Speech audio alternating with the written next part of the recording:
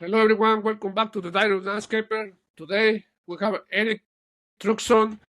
He's an electrician and he's mastering in trades, discipline, and building a strong life. Eric, for the people who meet you for the first time, who are you and how did you get started in electrician trade? All right. Well, once again, my name's Eric Truxon, and I'm an electrical contractor. The name of the company just it's electric. The way I got started in the electrical trades, I went sort of round and round. I started in electrical engineering as a student, and I actually got a chance to work in electrical engineering, and I didn't necessarily like it. Not that it was bad, but it was more of an abstract thinking situation, or more of a place where you're working in an office all the time, in the same office. And I like to move around. In contracting, you get a chance to move around and all that. But even more so than that, when I was a kid, maybe 5 years old or something like that, I always thought I used to see the telephone repairman come to the house to fix something, or you ride past the guy on a great big truck going up, up on that big pole with the hard hat on. That was so intriguing to me. I really liked it. And full circle, that's what I've been doing for the last 40 years. That's great answer. Thank you. So yeah, this next question is kind of similar with what you already answered. What originally drew you to become an electrician instead of taking a different career path? Well, I mean, like I said earlier, I liked it as a kid, but I did take a different career path because when I was in high school and elementary school and college and all, oh, you got to be an engineer. You got to be an engineer. You got to be an engineer. You got to be an architect. You got to be something like that. And I got out there and I didn't like it. I said, I want to work with my hands. And that's the way I wound up in that path because it just was intriguing to me. And I said, well, I need to go back to what I like rather than what everybody else thinks. You got to follow your own path. Yeah, that's great. Yeah. At what point do you realize this could become more than a job, that it would become a business? Well, I mean, every time, as soon as people found out that I was an electrician, even when I was only an electrician in training or I was a helper, an apprentice, and then I became a mechanic, people were always calling me, can you come fix this for me? Can you come do that for me? Can you come fix this for me? Can you come do that for me? So while I was working for someone else, I went and got my license so I could do that officially. Of course, I was only working on the weekends and at night, stuff like that. And as time progressed, I wound up getting injured pretty bad. And I was out of work for a while. And when I came back, they didn't have any work for me. And my daughter was getting ready to go into her first year of college. I only knew how to do one thing, electric work. So that's when my business became full time. That's great. Awesome. You know, for precision and professionalism, where do that standards came from? Well, I mean, if you're going to be in business for yourself, if you're not professional, you're not going to be in business very long because, you know, word travels fast and bad word travels even faster. Yes, You gotta sure. be good at what you do. You gotta, if you're not that good, you're learning. You gotta be cordial. You have to be nice to people. You have to be professional. You know, if you have a customer or a person who, for lack of a better word, you don't like, you got to learn how to swallow that and smile and be Yes, nice for and polite. sure. So, in your thoughts, what separates good trade from great ones? What was that? The good trade from the great trade? Yeah, Yeah. I mean, I think all the trades are good, but of course, I'm impartial to the electrical trade because people are scared of electric. You know, people will mess with water. People will try to put up a wall. They'll try to put up a ceiling. People are scared to get electrocuted. So yes. that keeps us working.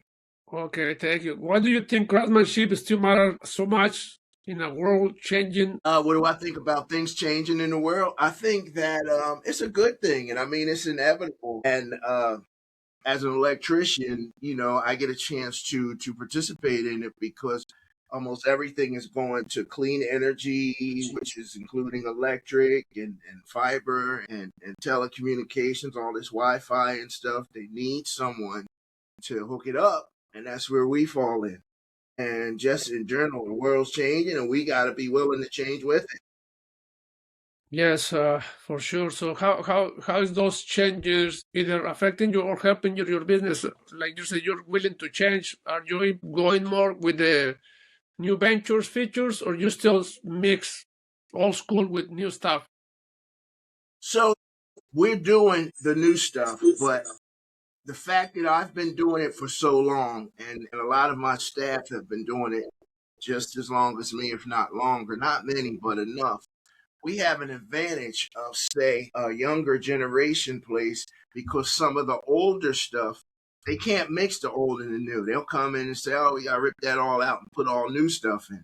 But since I was around when some of this stuff was being built, I can figure out a way to mix the old and the new. And a primary example, a good example would be we're actually on a job in Center City, Philadelphia, PA right now where we're retrofitting, which is putting all new lights and receptacles and everything in the hallways. It's a condominium building.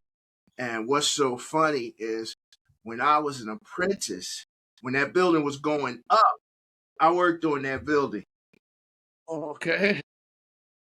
Well, I don't know if that means I'm old or if that means what, but it probably a combination of things. But the fact is that just shows how we can put the old and new together because I done seen it all pretty much.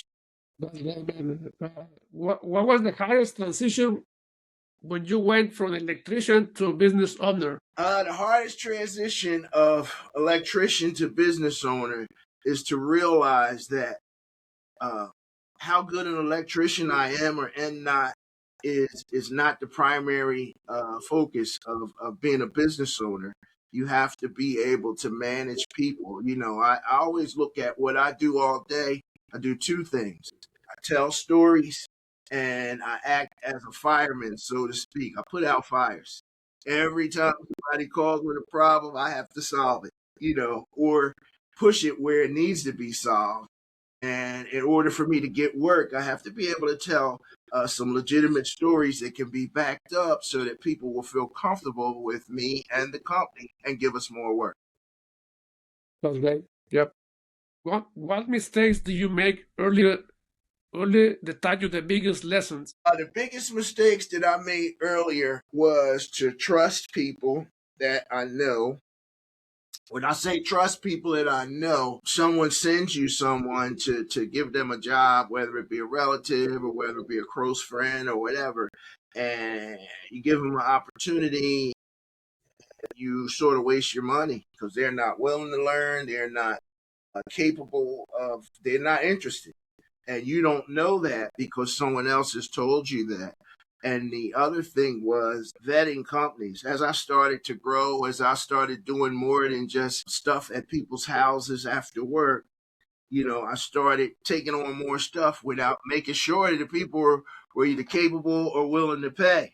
And it didn't happen that much, but it happened enough that it taught me that you have to stay on top of those two things. You have to you can't rush and hire relatives, family, and friends just because you want to do them a favor. You can do that a little bit, but if you build your whole company on that, it's destined to fail. Yeah, for sure. Yeah, we fall into that trap as a business owner because we're thinking we're helping, but we're not helping them. We're not helping us. So it's a yeah. I always tell it's a two-way road. If you want me to help you, you have to help me. But a lot of people take it for granted and they don't deliver. Yeah, Yeah. I think we all experience that. How do you balance being on the tool ventures, running the business? What was the first part? How do you balance on the tools versus running your business? The tool, working with the tools and running the business. Well, Yeah, I'm gonna tell you, initially it was a little easier because I was much younger and I had more energy than I have now. So you can they say you can burn it, You can burn the candle at both ends, no problem. Now, when I do that, it's a little tougher. But the way you manage it is just, you just have to come up with a system and you have to stick to it. That's the one thing. That's another thing that I had to learn. When you come up to it with a system and you stick to it, you can do anything. Yeah, definitely. That's a big one. There are systems. I was pushing in this podcast, creating systems because, like you said, time is taking the toll on us and we're not getting any younger. So if we wouldn't take the time to develop those systems, man, we're going to be out of the creeks. Yeah. Yeah. Thank you. Your company is known for reliability. How do you actually build trust in your trade? Well, the way that I build trust in the trade, like I said, I tell stories and I give examples of what we've done. I try to always be on time and try to be supportive of my staff and our customers. And we also do community work from time to time. Things will come up, like they'll have Christmas lights that we'll put up either for cost or just donate totally. We also are, or I can't say the company, am big on letting people know what it's like to own your own business. I don't think they necessarily need to own their own business, but I spend a lot of time talking to groups or stuff like that, of course, about the electrical industry, but also about what it's like to own your own business. And we actually each year do a scholarship where we have an essay contest, and we do anywhere from 1 to 3 or 4 scholarships, $500,000, $1,500 for people in school, full-time undergrad students, where they have to write an essay on what owning your own business means to them. Whatever it is, it doesn't matter. They don't have to own their own business, and the best essays win. And usually what happens, we'll raise a little bit of money and I'll match it. And if it's not that much, I'll put a little more. And also, if I had a good year, if I didn't have a good year, I can't put a little more. Yeah. And I think that's a big thing. So I just think that it's really important for people to understand what we do. Now, they don't necessarily have to do it, but they need to understand these are the lifeline of really the country. I mean, I know it's a lot of big corporations and all, but it's more small businesses. Most people work for small businesses.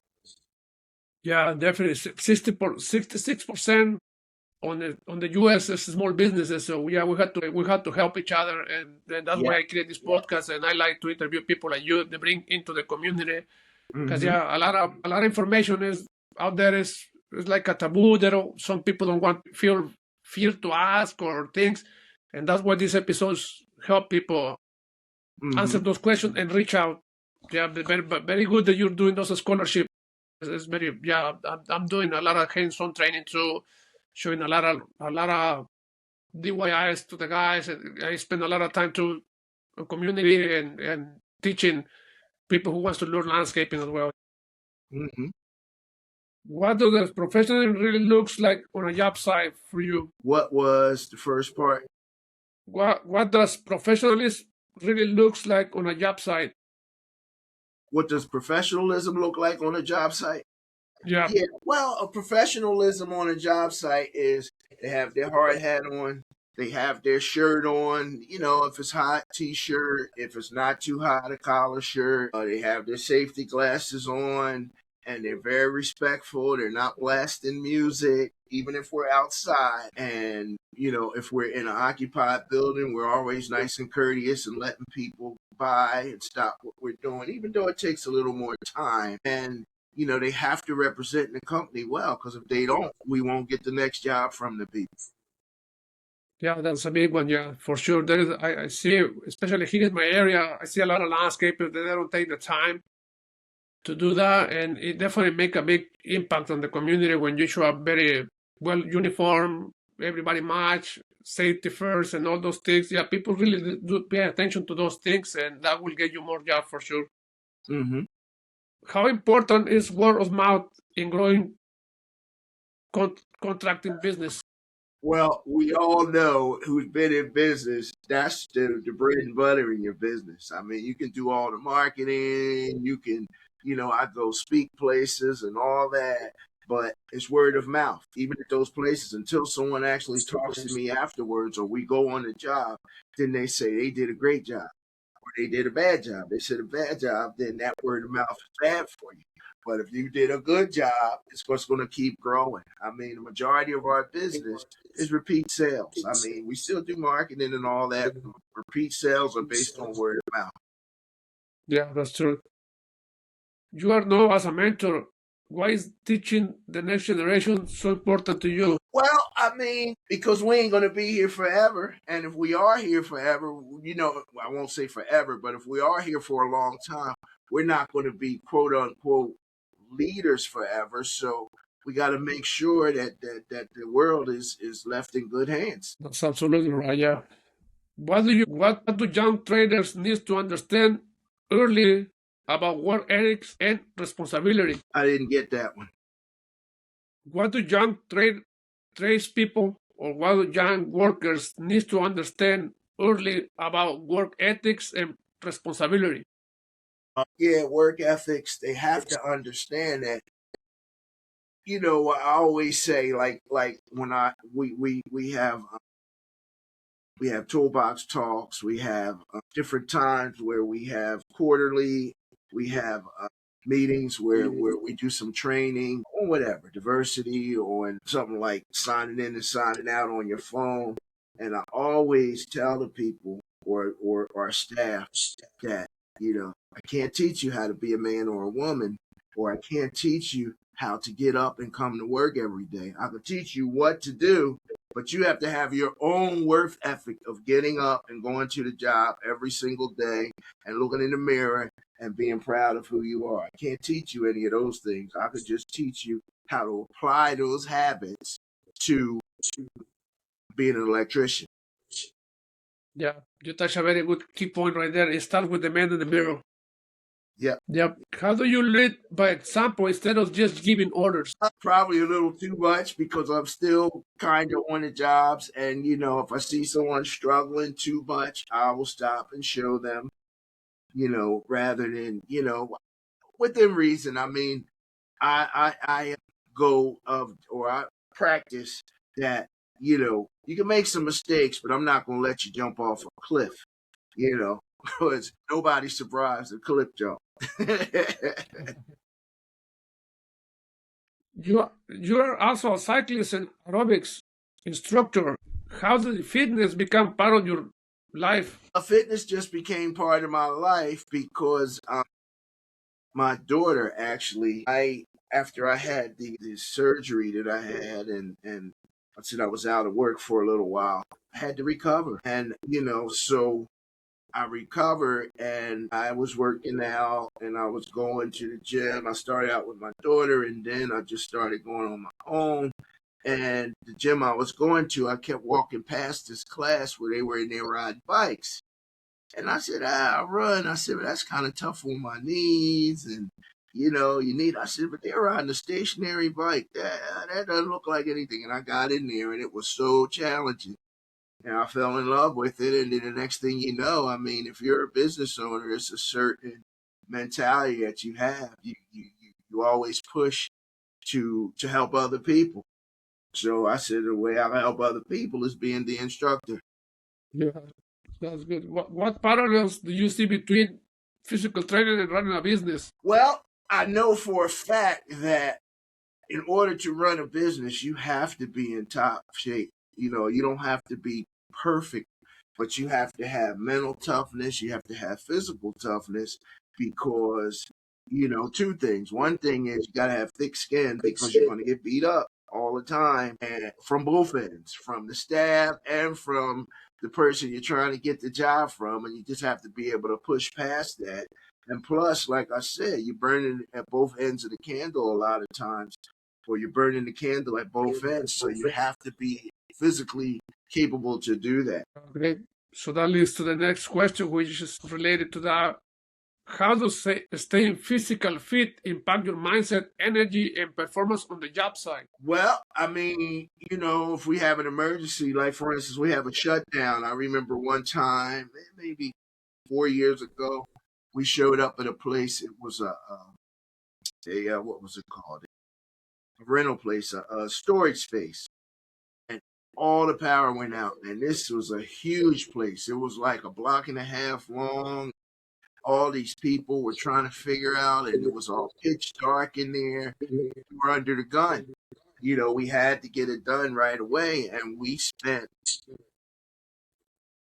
maybe 40 hours straight digging up and this and that, something that probably would have took a week normally. But, physically fit allows you to do that. And plus, when I was working for other contractors years ago, we worked at a stadium. The stadium was called the Spectrum a while back. And it's like you said, you're out in San Francisco. So it's like similar to like where the Warriors play and all that. And you're on call all the time, and a couple times the lights went out, and you got 20,000 people there. You got to get them on right away. Yes. I remember, it wasn't the brightest thing in the world, but I remember hanging off the side of the building. Of course they had a net and all underneath, but drilling holes and stuff like that. So you got to be fit to be able to do those kind of things. Yeah, for sure. Yeah, that's a key role. Trades are physically and mentally demanding. How do you stay disciplined on a long term? Well, to stay disciplined for the long term is I just know that I have to when I go to the gym, that's like my quiet place or my happy place. After a long drawn out day, I mean, of course I go home to my family and that makes you feel good. But before the day, to get prepared for the day, maybe 5 days a week, I get some fitness in, and that prepares me mentally for what's ahead of me as well as physically. And what keeps you motivated when you get repetitive or stressful jobs? What keeps me motivated when I have a stressful job? This thing will be over soon. and if, so I almost would like to say I work a little harder on the stressful jobs to get them done faster rather than drag them out. Not saying I drag out the other jobs, but I say, you know what, this is not my cup of tea, but we're committed to it, so we have to get it done. So let's push that much harder to hurry up and get it done. That's a great way to do it, yeah. How do you push through days when you don't feel like showing up? The way I push through days when I don't feel like showing up is, let me think about that. I spend a lot of time sitting in the truck and then coming back. I talk to someone and I say, oh man, I gotta get here. Let me have some coffee. You know what? Let me make a phone call. Find other things to do in my quiet time to kind of offset the tough day that I'm having to make me feel good. Try to. So that's one thing that I do believe we have to practice as business owners is balance. So a day that's a tough day, I try to find something positive to balance out that tough day or the fact that I don't feel like it.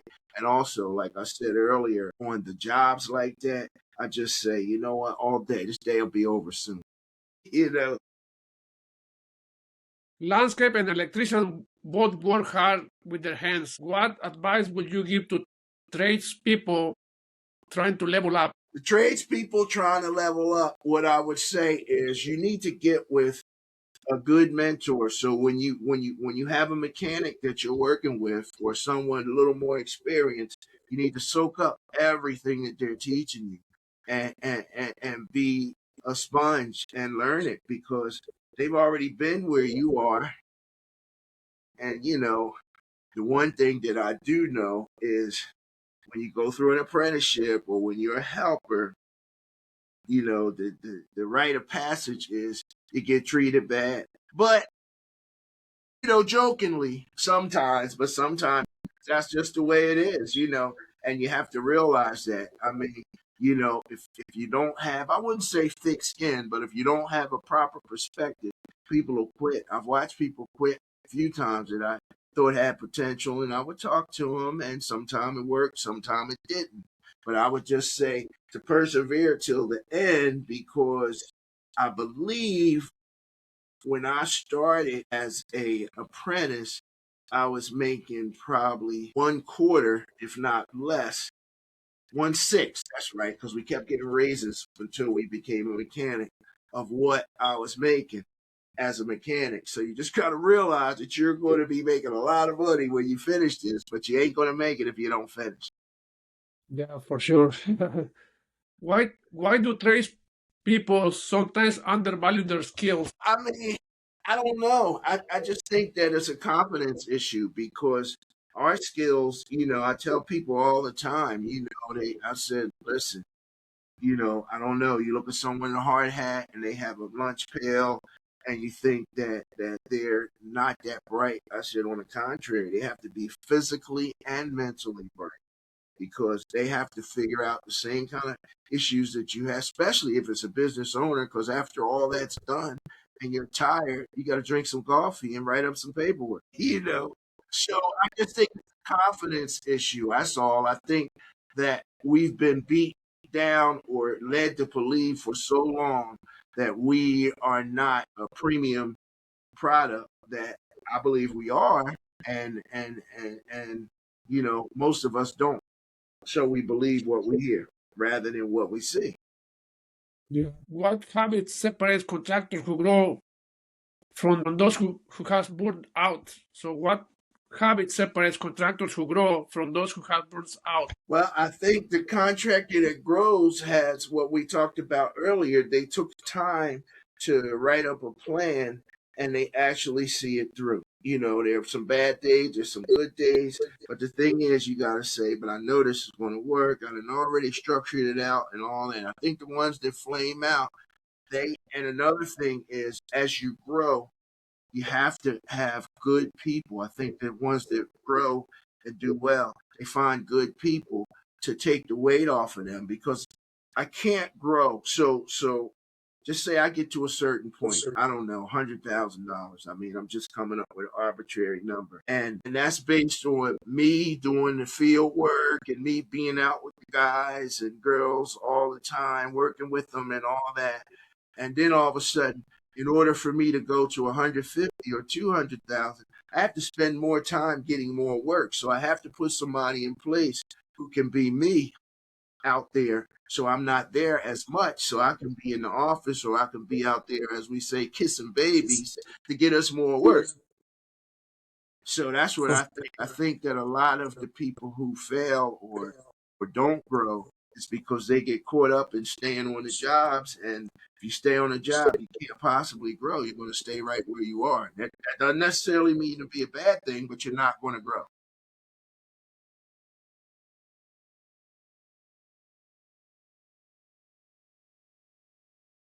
The young people doing electrician work, I just think that they need to.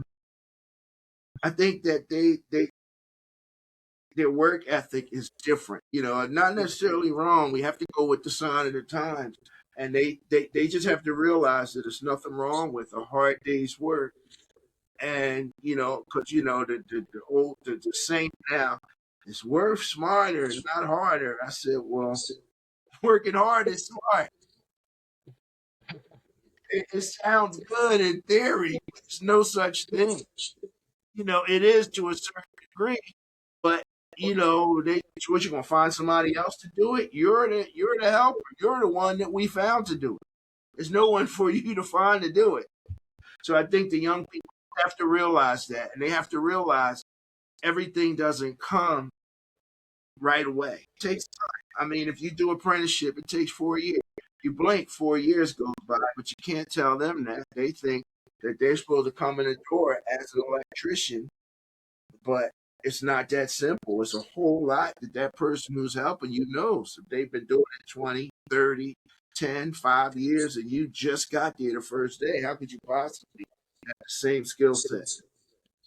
Yeah, for sure. Yeah. What responsibilities do you, as a business owner, have to set as a possible example? For me or for my guys?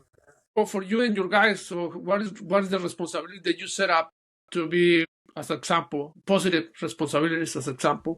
So the way I try to be a positive example, I try to talk to them like adults, like men and women. You know what I mean? Of course, I can't talk to a 25-year-old the same way I can talk to a 62-year-old, but I can give them the same respect.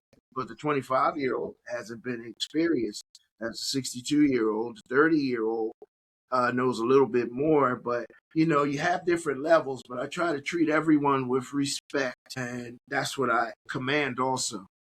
There isn't much middle ground. And the example I try to do is whenever I'm meeting them somewhere or whatever, I'm showing up at the job, I'm almost always the first one there, but I try to give them incentive to beat me there, because I get there early. I mean, I know when Yeah. I was an apprentice, half an hour, I mean, the first foreman that I had, he was like, half an hour ahead of the job is when you should be here because you're the one opening up all the gang boxes, laying everything out, filling up the truck. So when everybody gets here, they can go to work. We'll pay you that extra hour, half an hour if it's a problem, but the whole job is counting on you. And I try to relate it to my people too, that, they just think that, oh, I'm only a helper. I said, you don't realize how important you are. Everybody's standing around, it's costing us money if you're not out front getting everybody set up.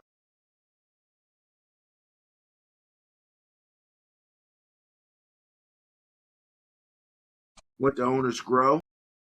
What does helping others grow reinforce your own purpose? Let's say helping others grow reinforce your own purpose. The way to grow for your purpose. Helping others. Yeah. Why helping others reinforce your growth?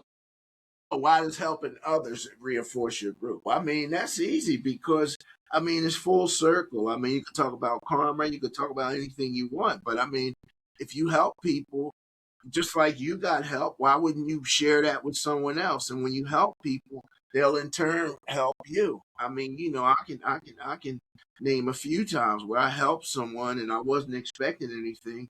And we wound up with a big job because they referred us and talked about how we helped them. Great. What lessons do the trades teach you? They're still guide you your life Well, today. A lot of lessons. The biggest thing is work ethic. Like I said, one of the first jobs I was on, the foreman told me how important I was.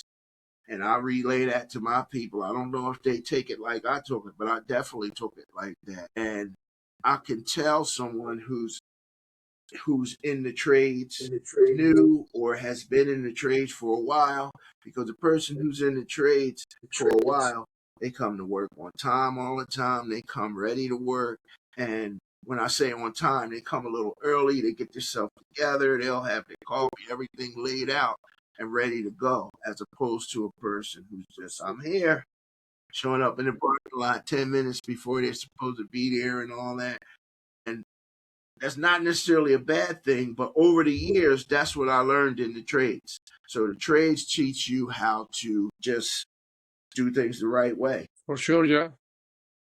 What belief about success do you have to learn? I believe that success is not necessarily based on money all the time. I think success is based on picking something that you want to do and making a difference. Especially as we get older, we start looking at legacy. And like we talked about earlier, success is feeling like you're helping someone younger or whatever to continue in your path and replace you or hopefully even do better than you and make this world a better place. That's what I think success is. And of course, we want the money because this country that we live in, a lot of things are based on money. But the money will come if you enjoy what you're doing and if you have professionalism and you have a plan. What does excellent means to you now compared when you started? Well, excellent when I started was, how much money am I going to make? Am I working overtime? Now, excellent to me is doing a quality job and enjoying what you do and being very professional, and saving us money and coming up with ideas and participating. I always have this talk when we hire helpers or apprentice. I said, listen, although a helper and apprentice is a great job, we as a small company, we don't want any lifetime helpers or apprentices. We want you to come up the ladder, and then as we grow, we can put you in that supervisory position and bring on the next person. We can't have a bunch of helpers. Correct. That's a big one, yeah. One habit every tradesperson should build. Every person what? What one habit every trade person should build? What habit every trade person should build? I just think they should be professional. I think the biggest thing is, the majority of the battle is showing up. So if you show up on time and you have an open mind towards learning. So that's what I think. Showing up on time and being willing to learn. That's a great one. One mistake you see new contractors make? I think new contractors, the biggest mistake they make is not setting up any systems and thinking that their skill as a electrician or whatever trade they're in, their skill as a tradesman is more important than them actually being a business owner. It's not. One mindset shift, then change everything. What makes them change everything? No, one mindset shift that change everything. What mindset shift that changed everything? The mindset shift, we just talked about it really, when I realized that, I could be the greatest electrician in the land, but that's not going to grow this business. I had to realize that I have to be a business person. Now, of course, I still do work because I love to work. That's why I became an electrician, but not as much because I realized the top priority in order to keep us all working and in order to keep us all working healthy is to always do that. Get more business and to be a business person first. If a young trade person is listening and doubting their path, what will you tell them? If a young tradesperson is listening, what I would tell them to do is to consider whatever trade they decide, consider going to someone and becoming a helper, and definitely want to consider an apprenticeship if it's offered or if you can get an apprenticeship. Because a lot of times they will get one of these certification classes, which is good, no doubt. It teaches you all the ins and outs of the book knowledge, but you get your bones on the job. That's where you get your bones. I can learn how to read and write, do geometry and bend pipe and all that in the classroom, but on the job is where I learned how to be an electrician. Yeah, that's for sure. So final questions. Where can people learn more about your business? They can learn more about my business by going to our website, which is electric.com. JustIt'sElectric.com. That's it. No fancy names. It's electric. That's it. That's all we do. Do you run any social media for your company, or you just have your website? Yeah, we definitely, we're on Facebook, we're on Instagram, we're on LinkedIn. Those are the three that we're on. And we have a YouTube page as well. Everything is at Just It's Electric. Your final question, what does progress look like for you at this stage of your life? Progress for me is to watch this thing grow and to really get a chance to influence or bring in more positive people into the trades, and not just tradesmen, but for people besides us to realize that this is a nice, viable option, and we're not, we're the cream of the crop, as far as I'm concerned. We're not down there somewhere, especially when they look at the salary that we're making. It's a done deal. Yeah, for sure. So you're enjoying people to work on the outdoor. It's rewarding. Whether it's landscape, electrician, there is a lot of young generation right now that they don't want to, let's say, their hand duty, but it's rewarded, it's well paid. As long as you're willing to learn the trade and be successful, you can, like you say, you can grow up to supervisor or whatever. Or business owner as well, if you can keep going that route. Yep. Thank you. So it was amazing having you here, discussing your life story. And anything else you want to add up for your business career? I just would like to say it was a pleasure coming here, and I'm so thankful. And it was a nice back and forth conversation, and I love talking about our business. And of course, I want more business, but more so, I want people to understand that, in my opinion, the trades are the way to go, especially as this AI and as people start working from home and as they start coming up with ways to replace. It can't replace the person who fixed the stuff. They can't replace the person who cuts the grass. It's so many things that they can't replace tradesmen. So For that's sure. something to consider about. Well, thank you so much again. And Thank I'm going to you. start the recording. All right.